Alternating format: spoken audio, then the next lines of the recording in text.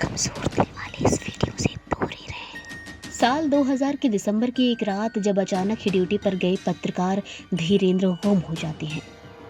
रिश्तेदार और फैमिली के लाख खोजने पर जब वो नहीं मिलते तो थक हार कर फैमिली पुलिस के पास पहुंचती है और उसके बाद जो हकीकत सामने आती है उसने फैमिली और पुलिस तो क्या पूरे देश को हिलाकर रख दिया।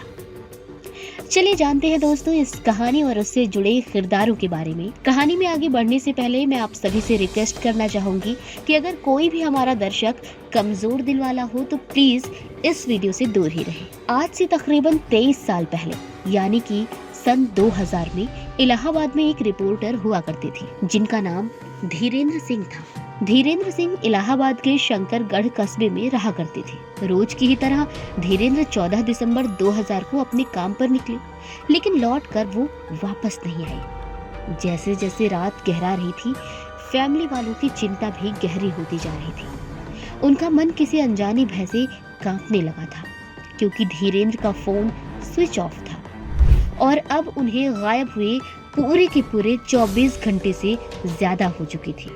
जिसके बाद फैमिली वालों ने कीडगंज पुलिस स्टेशन में धीरेंद्र की गुमशुदगी की रिपोर्ट लिखवाई। धीरेंद्र अपने समय के एक ईमानदार रिपोर्टर हुआ करते थे, इसलिए पुलिस वालों ने इस मामले को संजीदगी से लिया और बिना किसी देरी के धीरेंद्र को ढूंढना शुरू कर दिया। एक दिन बीते, 2 दिन बीते जा रहे थे, लेकिन ऐसा कोई भी क्लू सामने ही नहीं आ रहा था। तभी एक दिन पुलिस के सामने एक छोटा सा क्लू आता है जिसे पकड़कर वो आगे बढ़ते हैं। क्लू था धीरेंद्र की कॉल हिस्ट्री। धीरेंद्र की कॉल हिस्ट्री में अंतिम नंबर एक महिला का था। महिला का नाम था फूलन देवी।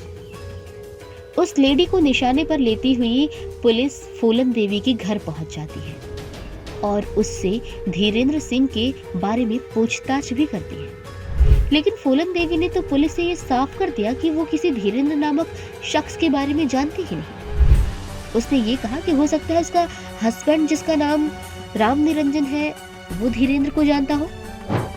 पुलिस ने फूलन देवी के हस्बैंड राम निरंजन से पूछताछ की। उसने बताया कि वो धीरेंद्र सिंह को जानता तो है, लेकिन उससे बातचीत हुए काफी दिन हो गए। पुलिस को राम निरंजन के इस स्टेटमेंट पर डाउट था, इसलिए उन्होंने शक के बिना पर राम निरंजन को गिरफ्तार कर लिया। साथ ही उन्होंने राम निरंजन के साले जिसका नाम वक्षराज था उसे भी गिरफ्तार कर पूछताछ शुरू कर दी। राम निरंजन की हिस्ट्री खंगालने पर पुलिस को उससे जुड़ी कुछ अहम जानकारियां भी मिली, जैसे कि वो अपनी बीवी बच्चों सहित यहाँ रहकर सरकारी नौकरी करता है।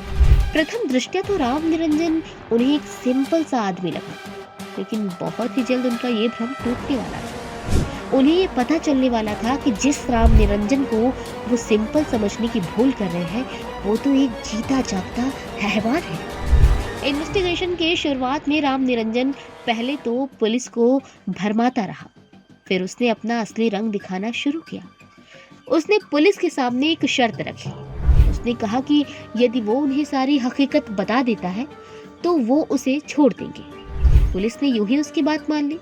राम निरंजन ने पुलिस को एक एड्रेस पर चलने को कहा। एड्रेस पर पहुंचने पर पुलिस ने राम निरंजन से सवाल किया कि ये फार्म हाउस किसका है, जिसके जवाब में राम निरंजन ने काफी कॉन्फिडेंट होते हुए जवाब दिया कि कोई ये फार्म हाउस नहीं बल्कि राजा कुलिंदर की रियासत है, जहां राजा कुलिंदर का सिर्फ राज चलता है। ये सुनकर पुलिस हैरान रह गई और राम निरंजन से सवाल किया कि आखिर ये राजा कुलिंदर है कौन, जिस पर राम निरंजन ने हंसते हुए जवाब दिया राम निरंजन और राजा कुलिंदर मैं ही हूँ। सुनकर पुलिस को झटका सा लगा, लेकिन जो आगे होने वाला था वो और भी चौंकाने वाला था। राजा कुलिंदर यानी कि राम निरंजन ने बताया कि उसने तो धीरेंद्र सिंह को उसके किए के लिए कब की सजा दे दी है।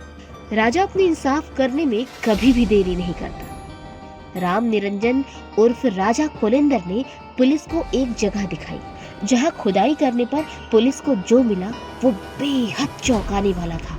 वहां इंसानी खोपड़ियां छत विक्षत हालत में पड़ी थी। साथ ही पास के एक संदूक में उन्हें एक डायरी मिली जिसमें कीटगंज पुलिस को एक नहीं बल्कि दो नहीं बल्कि कई लोगों की कत्ल की कहानी मिली, जो साबित कर रही थी कि राजा कुलिंदर कितना बड़ा आदमखोर और खूनी व्यक्ति है। पुलिस ने अपने जांच का दायरा बढ़ा दिया। अब पुलिस के सामने एक सीरियल किलर था जो लोगों का खून करके उनके जिस्म के टुकड़े टुकड़े कर देता था, फिर मरने वाले की खोपड़ी से भेजा या जिस्म से दूसरे अंग निकालकर उसे उबालता था और सूप बनाकर पी जाता था। उसका मानना था कि इस सूप से उसका दिमाग तेज होगा और उसे अपार शक्ति मिलेगी। इस डायरी में राम निरंजन द्वारा मारे गए 14 लोगों के नाम दर्ज थे। उसमें पहला नाम था राम निरंजन के एक फ्रेंड कालीचरण। कालीचरण राम निरंजन के काले कारनामों का साथी था। पैसों को लेकर हुई आपसी झड़प कालीचरण को मौत के करीब ले गई। राम निरंजन की माने तो उसने कालीचरण को मारने के बाद उसकी खोपड़ी से भेजा निकाला और उसे पकाकर उसका सूप बनाकर फिर उसको पी गया ताकि उसे अपार शक्ति मिल सके। अब राम निरंजन यानी कि राजा कुलिंदर से पुलिस का सवाल ये था कि धीरेंद्र कहाँ है। तब राजा कुलिंदर ने पुलिस को बताया उसे तो उसने मार दिया। उसने बताया कि 1998 यानी कि 1998 से ही धीरेंद्र उसके निशाने पर था। एक मामले में पत्रकार धीरेंद्र सिंह के भाई ने राजा कुलिंदर को नामजद करते हुए FIR दर्ज कराई थी। तभी से राजा कुलिंदर धीरेंद्र सिंह के परिवार से दुश्मनी रखने लगा था। उसे पता था कि पत्रकार होने के नाते धीरेंद्र के पुलिस में खासी इज्जत है। उसके खिलाफ दर्ज हुए मामले में भी उसका हाथ था, लिहाजा वो उससे बदला लेना चाहता था। जानकारों की माने तो पत्रकार धीरेंद्र सिंह को राजा कुलिंदर की कुछ काली करतूतों के बारे में भी पता चल गया था। इस वजह से भी वो धीरेंद्र को अपना दुश्मन मानता था।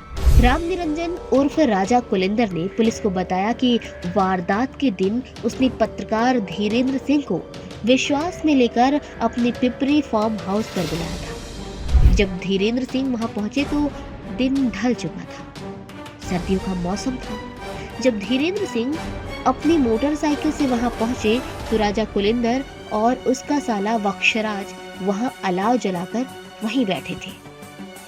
उन दोनों ने धीरेंद्र सिंह को भी आग के सामने बैठ जाने को कहा। जब धीरेंद्र भी अलाव के पास बैठ गए तभी उनकी पीठ पर वक्षराज ने गोली मार दी।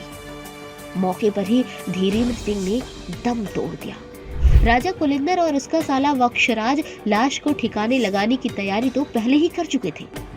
उन दोनों ने धीरेंद्र की लाश को टाटा सुमो कार में डालकर और मध्य प्रदेश की सीमा में दाखिल हो गए, जहां उन दोनों ने पहले धीरेंद्र का सिर और लिंग उसके जिस्म से काटकर अलग किया, फिर लिंग और धड़ को वही खेत में दफना दिया, जबकि उसका सिर एक पन्नी में लपेटकर रीवा के बाण सागर तालाब में फेंक दिया।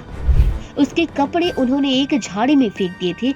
इसके बाद दोनों वहां से निकलकर वापस फार्म हाउस पर आ गए। राजा कुलिंदर ने पुलिस को बताया कि उसने पत्रकार धीरेंद्र सिंह की लाश को ठिकाने लगाने के बाद उनकी मोटरसाइकिल बनारस में रहने वाले अपने समधे दशरथ लाल को दी थी, जबकि धीरेंद्र के जूते वक्षराज ने खुद रख लिए थे। अब बाकी था धीरेंद्र का मोबाइल फोन, जो कि खुद राजा कुलिंदर यानी कि राम निरंजन ने अपने पास रख लिया था, जिसके बाद पुलिस ने वो हथियार बरामद किया जिससे धीरेंद्र सिंह का कत्ल हुआ था, और वो सारा सामान जो कत्ल के बाद राजा कुलिंदर ने ठिकाने लगाया था। जुर्म कबूल करने और साक्ष्यों के मिलने के बाद राजा कुलिंदर को उम्र कैद की सजा सुनाई गई। दोस्तों, तब से लेकर आज तक राजा कुलिंदर नामक ये हैवान सलाखों के पीछे अपने जीवन के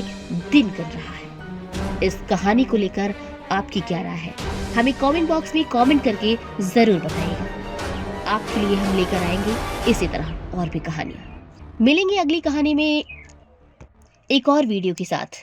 तब तक be safe and be happy. Bye bye.